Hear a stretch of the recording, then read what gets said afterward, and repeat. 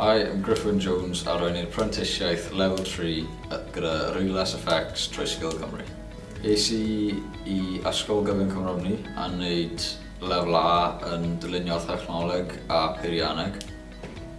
A wedyn dod syth yma, rili.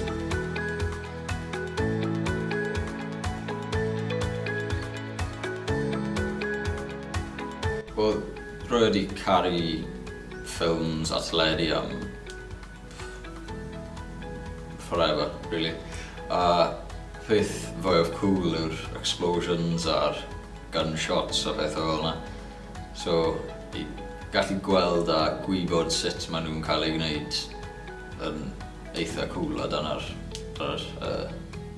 attraction sort of greiddiol, really.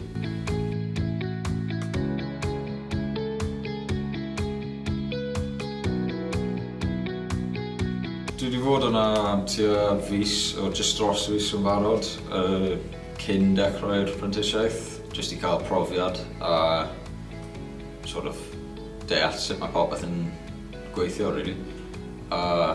Mae'n cool iawn. Dwi wedi dod ymlaen yn grêt. Dechrau dysgu enwau gyd o'r kit. Nath hwnna cymryd eitha dipyn o amser. Ond mae pawb yna'n grêt, mae'r profiad yn grêt. Really enjoy it.